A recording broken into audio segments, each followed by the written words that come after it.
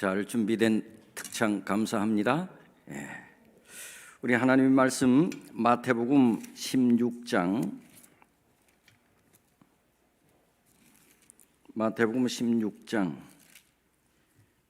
24절. 이에 예수께서 제자들에게 이르시되 아무든지 나를 따라오려거든 자기를 부인하고 자기 십자가를 지고 나를 쫓을 것이니라. 아무든지 나를 따라오려거든 자기를 부인하고 자기 십자가를 지고 나를 쫓을 것이니라. 이제 한 주일 사경회가 마치는 시간입니다. 부족한 사람을 초청해 주신 우리 담임 목사님, 또 우리 장로님들, 교우님들 감사드립니다. 저 목사님 내 오면 내 사경에 안 나갈래 이런 교우들이 없은 것 같아서 고맙습니다. 저는 이 토평교회는 이제 잊을 수가 없는 교회입니다. 제가 필리핀에서 나올 때쯤 돼서 제가 발령을 받았습니다. 토평교회 발령을 받았대. 근데 토평교회를 처음 들어봤습니다. 토평교회는 전에 없었거든요. 그 주변에 우리 합회 목사님들이 다 수군수군 거렸습니다. 토평교회가 어떤 교회냐. 그래 알고 봤더니 그 가운데 알고 있는 이 목사님 몇 분이 그는 두 교회가 합친 교회라더라. 그래서 제가 알았습니다. 그래 토평교회가 제가 왔거든요. 제가 초대 목사는 아니지만 일대 목사입니다. 이 교회를 합하고 교회를 진 목사님은 우리 이경호 목사님이 짓고 합치고 그리고 바로 이제 발령을 받아가고 제가 바로 부임해 왔으니 제가 초대는 아니지만 일대지요. 그리고 제 목회 경력 30년 이상 경력 가운데 제일 오래 있었던 교회입니다. 6년이나 있었으니 그때 당시 6년은 장기 목회, 아주 긴 장기 목회에 속했었는데 그때 6년 있다가 미운종 고운종 다 들고 그렇게 제가 떠났는데 내 머릿속에는 토평교회가 잊혀지지 않는 나의 하나의 고향교회 같은 다른 교인들한테는 그렇게 말씀하지 마세요. 그래서 토평교회만 오면 가슴이 설레고 내 고향에 온 것 같은, 여러분들은 그런 생각 안 하지만 나는 그렇단 말입니다. 그래서 이 교회에 와서 한 주일 동안 같이 그리스도 안에서 정과 사랑을 나누고 또 말씀을 나누게 된 것은 정말 하나님께 감사하게 생각합니다. 오늘 이 마치는 이제 말씀은 하나님의 부르심, 아무든지 어디든지 라고 하는 제목으로 말씀을 드리겠습니다. 하나님께서는 아무든지 나를 따라오라. 아무든지, 진짜인가? 진짜 아무든지인가? 예수님의 12제자 가운데 성이 마시가 하나 있었습니다. 이름은 태입니다. 마태입니다. 그런데 가만히 생각해 보면 여러분, 우리가 이름을 지을 때도 부모들이 잘 이렇게 염두하고 짓잖아요. 제 이름이 뭐예요? 네? 맘먹으라고. 석수입니다. 돌석 물가수에 물가의 짱돌이라는 뜻입니다. 저는 옛날에 제 이름을 부끄럽게 생각했거든요. 왜냐하면 제가 국민학교 다니는 그 책에 바른 생활인가 어디에 제일 뒤에 21과에 제목이 석수장이가 있었습니다. 그 석수장이가 뭔가 돌 깨는 사람입니다. 제 이름이 별로 그렇게 달갑지가 않았어요. 그래서 어느 날에 부친께 아버지, 광수는 이름이 얼마나 좋은데, 광수 저희 형 이름이 광수. 왜 석수예요? 그럴 때 하는 얘기가 너 이름이 얼마나 좋은지 아느냐?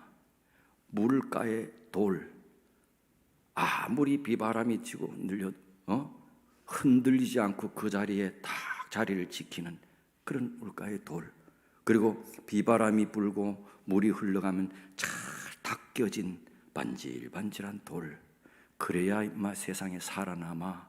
그때 우리 아버지가 안 믿었습니다. 그 얘기를 듣고 보니 이름이 괜찮아.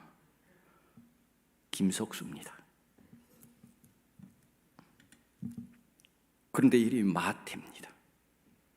근데 이 마태의 엄마 아버지는 살면서 자기 아들 마태 이름을 호적에서 지워버리고 싶은 욕망들이 있었을 것 같습니다. 왜냐하면 원래 마태를 낳고는 마태에 대한 기대가 컸겠지요. 그런데 마태 이름에는 항상 뭐가 붙는가 하면 무슨 마태? 세리 마태, 레위 마태입니다. 레위 마태입니다. 항상 마태 이름 앞에는 레위가 붙어 있습니다. 여러분, 우리가 알다시피 레위 지파는 영적인 지파입니다. 목사 집안입니다. 그의 할아버지, 증조 할아버지, 고조 할아버지는 아마 하나님을 섬기는 제사장이었을 겁니다. 제사장 집안입니다. 그러니까 마태는 12살에 이미 성경의 처음 5권을 다 완벽하게 암송했을 거고, 랍비의 제자가 되기 위해서 부단히 노력했을 겁니다. 그런데 하지만 지원할 때마다 이상하게 번번이 낙방이 되었는지 뭔가 이 레위 마태의 삶이 잘 풀리지 않았습니다. 결국은 민족을 등진 로마의 세리로 전락하고 만 겁니다. 아니, 제사장 목사의 집안에서 세리라니요, 또 로마의 앞잡이요. 그러니 이 마태의 부모님은 호적에서 마태의 이름을 지워버리고 싶은 그런 욕구들이 많이 있었을 것 같은 생각이 들잖아요. 집안을 욕먹이는 마태예요. 세리가 뭡니까? 동포 돈을 부당하게 빼앗아서 로마 정부에 바치는 자들이 세리였거든요. 혹 사람이 괜찮아서 정정당당하게 세금을 걷는다 할지라도 자국민들로부터는 매국노라고 취급을 받았거든요. 그래서 세리는 너무나도 불경건한 사람이었기 때문에 유대인들이 가장 저급하게 취급하는 사람들이 이방인이었거든요. 근데 이방인은 적어도 성전 뜰에까지는 올 수 있도록 허락했거든. 근데 세리는 성전 뜰에도 들어오지 못하도록 했을 정도로 세리는 아주 불경건한 사람으로 취급받았으니 그의 부모는 참 속상했겠지요. 날마다 이 마태는 붐비는 거리의 세관에 앉아 있었습니다. 어릴 적에는 내가 이 세관에 앉아 있을 것이라고는 꿈에도 생각하지 못했겠지요. 가끔은 아침에 일찍 일어나서는 하늘을 올려보고는 내가 내 인생을 처음부터 다시 시작할 수만 있으면, 그러나 이제는 다 끝난 일이야. 한숨을 쉬었던 날이 여러 날 있었을 것 같아. 그런데 이러한 마태의 귀에 새로운 한 랍비가 혜성처럼 나타났다는 소문이 들리는데, 이름은 예수라고 하는 랍비인데 아주 희한한 랍비라는 겁니다. 여느 랍비와는 아주 다른 랍비인 겁니다. 하루는 마태가 세관에 앉아 있는데 바로 희한하다는 그 혜성처럼 등장한 랍비 예수가 자기 앞을 지나가다가 자기 말을 건네는 겁니다. 아마 더러운 세리와 말을 섞으실 줄은 아무도 예상하지 못했겠지요. 단 2마디였습니다. 마태의 삶을 완전히 뒤집어 놓는 그런 한 2마디였습니다. 나를 따르라. 로마의 앞잡이 세리를 제자로 초대하는 유일한 이상한 유대인 랍비였습니다. 현장에 있던 사람들은 자신들의 눈과 귀를 의심했겠지요. 아니 예수가 지금 알고 그러시나? 아니 이분이 세리인 줄 모른다고 한 말인가? 당시 문화에서 랍비란 어떤 존재였나? 랍비는 하나님의 말씀을 가르치는 성경 선생입니다. 그러나 지금과 같은 성경 선생이 아니에요. 랍비는 성경 전체를 다 외우다시피 하고 암송하고 성경에 대해서는 모르는 것이 없는 아주 박식한 선생이었습니다. 모든 랍비들은 제자들을 거느리고 있었는데 제자들마다 클래스가 있었습니다. 랍비의 제자가 되려면 먼저 지원을 해야 했습니다. 그런데 기본적인 지원 조건만 해도 혀를 내두를 정도입니다. 당시 랍비 학교라고 하면 지금에서 세계에서 제일 가는 하버드 대학이라고 생각할 정도입니다. 랍비의 제자는 성경을 완벽하게 알아야 되지. 만약 랍비가 그 사람에게 성경 한 권 전체를 외워보라 하면 외워야 합니다. 레위기 11번째 레위기서에서 여호와의 이름이 몇 번 나오냐? 그럼 그런 질문도 했다고 합니다. 그러니까 상상을 뛰어넘는 무지막지한 문제가 출제되기도 했답니다. 학생의 수준은 곧 랍비의 수준을 의미했기 때문에 랍비는 제자들에게 요구하는 시험 수준을 절대 낮추지 않았다요. 제자가 뛰어나야지만 랍비 자기가 뛰어날 수 있으니까요. 그래서 자기 수하의 제자가 아주 인재가 나타나면 선생 랍비가 무사람들의 존경을 받는 것이에요. 여러분, 우리 교우님들 가운데도 참 훌륭한 믿음을 가진 사람이 있으면 그 교회 담임 목사가 이렇게 높여지잖아요. 그런데 뭐 저딴기 교인이야. 그러면 그 목사님도 뭐 저딴기 돼버리잖아요. 이제 이 랍비와 제자들의 관계가 그랬어요. 그런데 이 이상한 예수 랍비는 집 없이 떠도는 독특한 랍비였습니다. 모든 랍비들은 제자들에게 시험을 봐서 이 합격 여부를 가렸는데 예수라는 랍비는 제자들의 지원을 받지 않고 먼저 제자들을 초대하는 희한한 랍비였습니다. 랍비가 제자들을 초대하는 것은 전례에 없던 일이었거든요. 하지만 예수님은 먼저 다가가셨어요. 마태에게 다가가서 초대장을 내미셨습니다. 나를 따르라. 나를 따를 마음이 없냐. 이 모습을 보는 주위의 사람들이 충격을 받았습니다. 옆에 있는 다른 제자들도 필시 아주 기분이 나빴겠지요. 세리, 그냥 죄인도 아니고 죄로 먹고 사는 인간인데, 예수님이 세간에 앉아있는 자신에게 다가오시자 마태는 마음속으로 생각했습니다.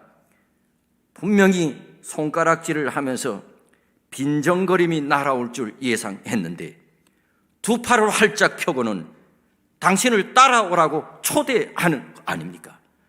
마태가 기절할 뻔했습니다. 정말 희한한 랍비다. 예수님은 자격을 따지지 않습니다. 그때나 지금이나 만약 예수께서 당신을 따르기를 원하는 사람들에게 자격을 따지거나 시험을 보거나 했다면 오늘 이 가운데 앉아있는 우리 가운데 예수의 제자가 될 만한 사람이 몇 명이나 될 수 있었겠습니까? 누가 여기 앉아 있을 자격이 있겠습니까? 근데 예수님은 누구든지 와서 나를 쫓으라. 감히 어떻게 세리인 유대의 적 마태가 예수의 제자가 될 수 있다니요? 말이 안 되지요.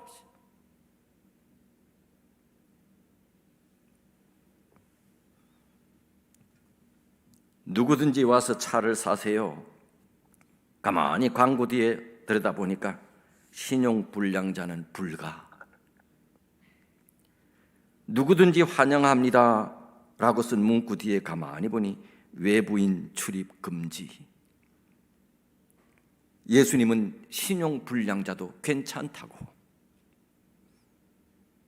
누구든지 오라고. 외부인 출입 금지가 없습니다. 예수님의 초대장에는 단서가 없습니다. 아무든지. 노골적이지는 않지만 교회도 아무나 오라고 하면서도 암묵적인 조금 차별이 좀 있잖아요. 이 교회 말고 말입니다. 다른 거지. 그러나 예수님에게는 그런 것이 없어. 당신 과거가 부도덕한가? 괜찮다. 아무나 오라. 당신이 전과자였나? 괜찮다. 아무나 오라. 최근에 가정이 파탄됐나? 괜찮다. 아무든지 따라오라. 술주정뱅이였나? 상관없다. 아무든지 오라. 우리는 술주정뱅이가 오면 좀 막잖아요. 그것이 안내 집사님의 일이라고 생각하잖아요. 그런데 예수님은 술주정뱅이는 상관없다. 괜찮다. 아무나 오라. 위선자입니까? 상관없다. 아무나 오라. 아무든지는 나 김석수를 말합니다. 아무든지는 그리고 여러분을 말합니다. 아무든지 오라. 이 아무든지 때문에 여러분과 제가 오늘 여기 있는 거 아닙니까? 아무든지. 난 아무든지가 좋아. 내 성경에는 아무든지가 빨간 동글뱅이를 쳐 있어. 아무든지. 이 아무든지 속에 나 김석수가 있어. 아무든지. 여러분, 누가복음 9장에 있는 말씀을 보겠습니다. 누가복음 9장. 두 번째는 어디든지. 누가복음 9장 끝 무렵에 제자가 되고 싶은 것처럼 보이는 세 사람의 팬이 등장합니다. 그 첫 번째 팬이 누가복음 9장 57절에 소개됩니다. 길 가실 때에 혹이 여짜오되 어디로 가시든지 저는 쫓으리이다. 너무 반가운 소식이지요? 어디로 가시든지 쫓으리이다. 예수께서 가라사대 여우도 굴이 있고 공중의 새도 집이 있지만은 인자는 머리 둘 곳이 없도다. 어디로 가시든지 나는 쫓으리이다. 마음에 아주 쏙 드는 고백이지요. 어디로 가시든지 쫓겠대요. 말만 들어보면 제자입니다. 아무 조건이 없습니다. 어디든지 가겠답니다. 어디든지 주님을 쫓겠답니다. 그런데 58절을 보면 여우도 굴이 있고 공중에 새도 집이 있으되 인자는 머리 둘 곳이 없도다. 예수께서 희미한 미소를 지으시면서 그 사람을 바라보며 말씀하셨을 것 같습니다. 어디로 가신지 저는 쫓겠습니다 했더니 희미한 미소를 지으며 이보게 나는 집도 없는 떠돌이라네 말씀하셨습니다. 이보게 나는 집도 없는 떠돌이라네. 제자가 되려는 사람의 마음에 찬물을 확 끼얹는 말씀입니다. 아니 어디로 가시든지 나는 쫓겠다고 한 이 사람의 말 앞에 이보게 나는 집도 없는 떠돌이라네. 예수님은 날마다 호텔에 묵으면서 룸서비스를 시킬 생각이랑 꿈도 꾸지 말라고 이 사람에게 말한 겁니다. 그러자 어디로 가시든지 나는 따르리이다. 방금 한 이 고백이 사정없이 뒤흔들리고 있습니다. 어디든지 나는 쫓겠다고. 이복에 나는 집도 없는 떠돌이라니. 이 말을 듣는 순간 어디로 가시든지 쫓겠다고 한 이 고백이 사정없이 이 사람의 마음을 뒤흔들고 있습니다. 주님께서 말씀하셨습니다. 그러냐? 저기는 어떠냐? 머리 둘 곳도 없는 곳, 저기는 어떠냐? 그런데 이 사람의 대답이 영 시원치 않습니다. 곧바로 꼬리를 내립니다. 제가 어디든지라고 말했나요? 제가 어디든지라고 말했나요? 여러분, 대충 생각하면 어디든지가 그렇게 어렵게 보이지 않잖아요. 뭐 어디든지가 뭐 그렇게 어렵나요? 그러나 그렇지 않은 것 같아요. 어디든지는 삶의 대대적인 변화를 요구하기도 해. 삶의 혁신적인 결정을 요구하기도 해. 어디든지라는 말은 쉬운 말이 아닌 것 같아. 이 사람은 너무 쉽게 생각했나 보지요. 그래서 주님께 어디든지 나는 따르겠다고. 저기는 어떠냐? 머리 둘 곳도 없는 곳 말이다. 그러자 꼬리를 내리잖아요. 후에 이 사람에 대한 내용이 없는 것 보니, 이 사람에 대한 내용뿐만 아니라 이름도 없는 것 보니 말뿐이었던지 그냥 예수님을 떠나고 말았던 것 같아. 그는 예수님을 좋아하기는 했는데 예수님의 팬이었지 제자는 아니었던 것입니다. 팬은 어디든지 따르지는 못하는 것 같아. 오늘날 교회 안에 팬은 많은데 어디든지 따르려는 제자는 적은 것 같아요. 이 사람은 예수님을 사랑하고 존경하고 좋아하는 했으나 여전히 예수의 팬이었지요.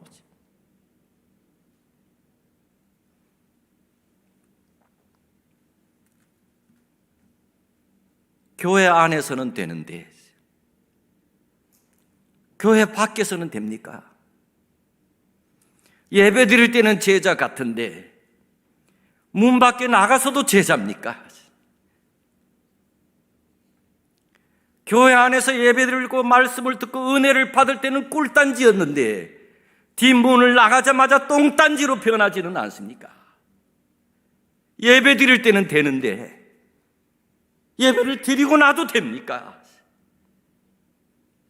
말씀 듣는 시간에는 되는데 말씀을 듣지 않는 시간에도 됩니까? 교회에서는 제자 같은데 집에서도 제자입니까?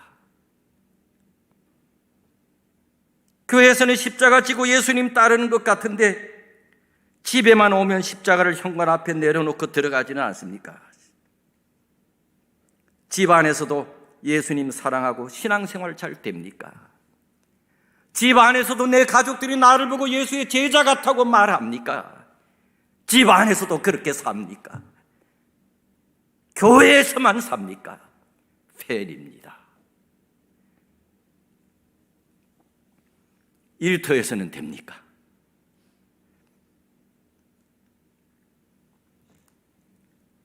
평일 오전 9시쯤이면 많은 팬들이 예수님을 차에 두고 내리는 모습을 봅니다.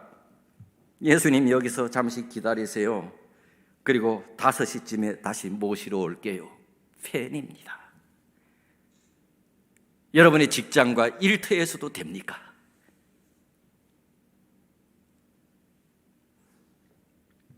한 여성 직장인이 교회에 오랫동안 다닌 사람인데 제가 어느 책에 간증을 보고 너무 재밌기도 하고, 그가 오랫동안 교회를 다녔는데 믿음을 떳떳하게 드러내놓지 못하고 그렇게 신앙생활을 했는 것 같아요. 그런데 어느 날 목사님의 설교를 듣고 감동을 받고서는 결심했습니다. 그래서 자기 일터에 있는 직장의 옆자리에 있는 동료에게 오랜 기간 동안 동고동락하며 누구보다도 친하게 지냈던, 한 번도 그러면서 자기 신앙에 대해서 얘기를 나눈 적이, 꺼낸 적이 없는 그 동료에게 큰 마음을 먹고 어느 날 고백했습니다. 큰 마음 먹고 자기가 그리스도인이라고 고백했습니다. 그리고 그 동료에게 우리 교회에 딱 한 번만 나가달라고 초청을 했습니다. 그러자 그 얘기를 듣던 동료가 배꼽을 잡고 웃었대요. 이렇게 말했답니다. 거기 내가 다니는 교회야. 거기 내가 다니는 교회야. 그렇지 않아도 너를 초대하려고 했는데 내가 한 발 늦었네. 아마 큰 대형 교회 같아. 뭐 큰 대형 교회 아니라도 뭐 한두 번 나오는 이런 사람 우리 잘 모르지요.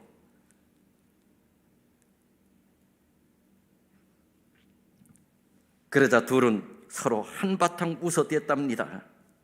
잠시 후에 약속이나 한 듯이 둘은 부끄러워서 어쩔 줄 몰라 했답니다. 7년이나 식구처럼 지내면서 서로가 그리스도인인 줄 까마득히 몰랐을 뿐만 아니라 내가 그리스도인이라고 한 번도 밝히지 않았다는 것이지요. 둘 다 예수님을 따라다녔지만 팬이었던 것입니다. 일터에서는 제자가 못 되었던 것입니다. 여러분, 일터에서도 제자입니까?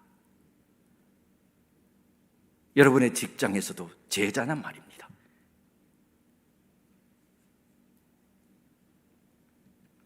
팬은 직장에서 그리스도인의 티를 절대 내지 않으면서 상대방을 향한 배려라고 말합니다. 한 번도 그리스도인의 티를 내지 않으면서 상대방에 대한 배려라고 말합니다. 팬은 탐욕을 야망이라 부르면서 자기를 정당화합니다. 팬은 정직하지 못한 거래를 사업 수완이라고 방해합니다. 그렇습니까? 팬입니다. 우리가 사는 동네에서는 어떻습니까? 내 삶을 보고 사람들이 나를 그리스도인 제자라고 생각합니까? 동네에서도 그리스도의 제자입니까? 동네에서도 예수를 따릅니까?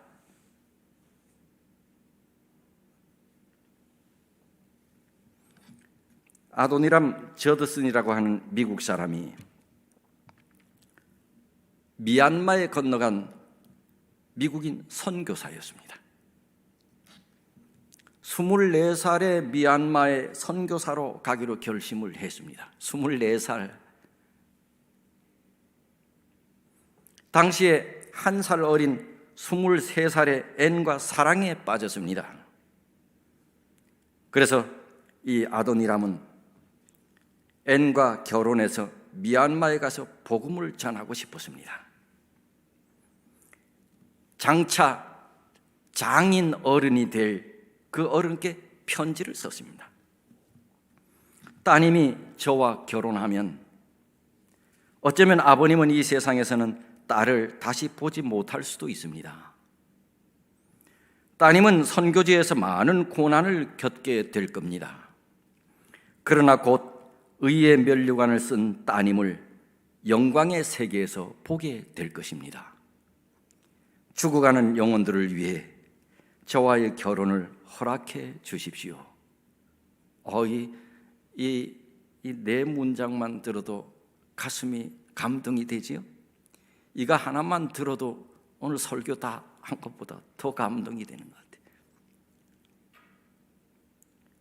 따님이 저와 결혼하면 어쩌면 아버님은 이 세상에서는 딸을 다시 못 볼 수도 있어요. 따님은 선교지에서 많은 고난을 겪게 될 거예요. 그러나 곧 의의 면류관을 쓴 따님을 영광의 세계에서 보게 될 것입니다. 죽어가는 영혼들을 위해 저와의 결혼을 허락해 주세요. 감동적입니다. 아버지는 이 편지를 받고 한동안 망설였습니다. 그리고 그 결정은 딸에게 맡기겠다 했습니다. 딸은 아도니람과 운명을 같이 하기로 결심하고 1813년 부부는 미얀마로 떠났습니다. 미얀마에 도착한 이후에 그는 하나님을 위해 열심히 살다가 10년이 지난 후 남편은 투옥되고 말았습니다. 감옥에서 18개월을 보냈습니다. 갖은 고문을 당했습니다. 그런데 감옥에 있을 때 딸이 태어났습니다. 어느새 부인 앤도 수척해졌지요. 수입도 없고 남편도 없습니다. 문제는 딸 아이를 낳고 젖이 말라버렸습니다. 밤마다 교도관이 아도니람을 내보내서 젖동량을 해오도록 허락해 줬습니다. 18년이 지난 어느 날 그는 석방이 되었습니다. 석방이 되어 얼마 안 있어 부인 앤이 그만 세상을 떠나버리고 말았습니다. 그때 나이 37살이었습니다. 그런데 그들 부부 덕분에 성경이 미얀마어로 번역되게 됐고 오늘날에는 약 4,000여 개의 교회가 서 있습니다. 그 출발점은 그 부부가 하나님께 어디든지라고 고백하는 순간이었습니다. 그때 하나님은 미얀마를 가리키며 저기는 어떠냐? 저기는 어떠냐? 머리 둘 곳도 없는 곳. 저기는 어떠냐? 아도니람은 Yes, sir. 괜찮습니다. 주님이 가라고 하시는 곳은 어디든지 가겠습니다. Yes, sir. 그로 인해 미얀마에 수많은 구원받은 복음의 일꾼들이 탄생되게 된 것입니다. 누가복음 9장의 이 남자는 어디든지라고 자신 있게 외쳤지만은 예수님이 저기라고 말씀하시자 낯빛이 변했습니다. 그런 뜻이었나요? 그런 것은 생각도 못했는데요. 아무든지가 그런 뜻이었나요? 그는 돌아가고 말았습니다. 어디든지가 쉬운 것입니까? 그러나 어디든진 제자입니다.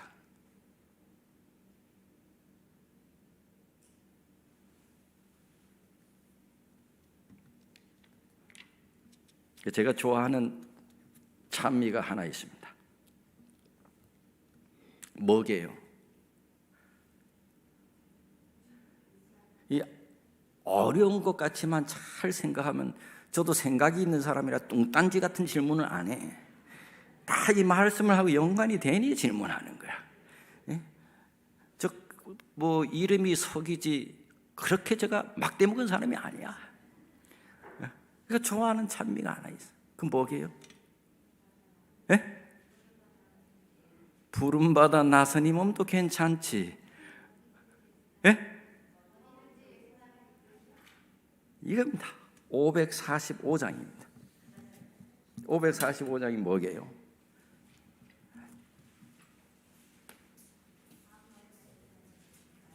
네? 내가 그랬잖아요. 뚱딴지 같은 질문이 아니라고. 545장.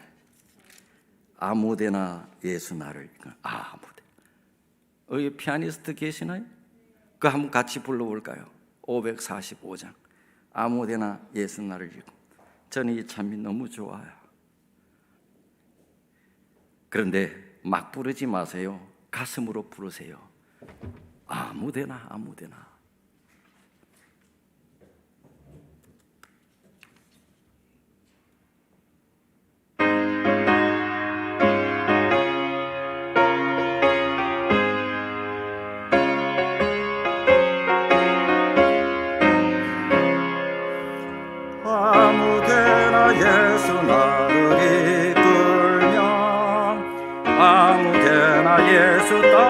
가려네.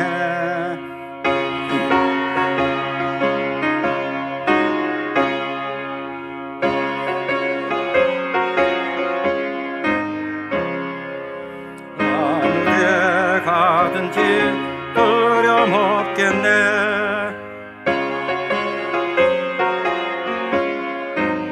2절입니다. 주와 함께 가면 외로움 없겠고 다른 친구 떠나가도 주 있네.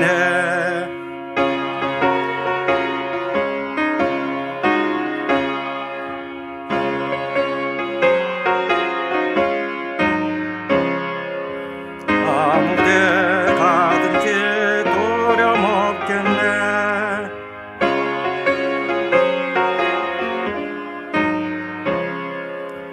어두운 그늘 땅에 내려 덮일 때 주가 같이 계시 말고 잘 자네.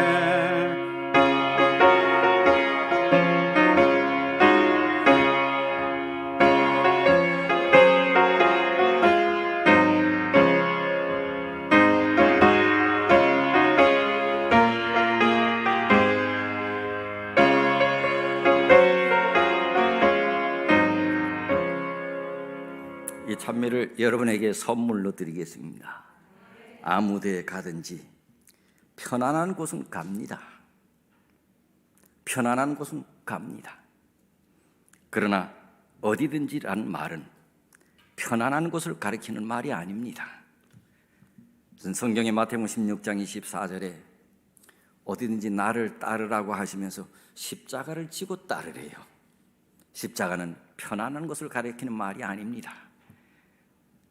그것은 가장 고통스럽고 충격적인 부르심입니다. 누가복음 9장의 이 남자도 어디든지라고 말하자 예수님이 내 머리 누일 곳도 없다고 말씀하십니다. 그제야 남자는 고개를 끄덕이면서 속으로 그런 곳이구나 라며 돌아갔잖아요. 그는 팬이었습니다. 예수님을 따라 어디든지 가다 보면 한 죄인이 머무는 곳에 이르게 됩니다. 예수님을 따라 어디든지 가다 보면 한 병자 곁에 이르게 됩니다. 예수님을 따라 어디든지 가다 보면 내 도움이 필요한 사람 앞에 서 있게 됩니다. 예수님을 따라 어디든지 가다 보면 부당한 비난과 대우와 비판을 받게 되기도 합니다. 예수님을 따라 어디든지 가다 보면 구원받아야 할 한 영혼이 내 앞에 서 있게 됩니다. 예수님을 따라 어디든지 가다 보면 내 손과 발을 필요로 하는 사람이 서 있게 됩니다. 당신은 어디든지 가겠습니까? 여러분은 어디든지 가겠습니까? 그 사람이 제자이올시다. 그 사람이 제자입니다. 말씀을 마치겠습니다.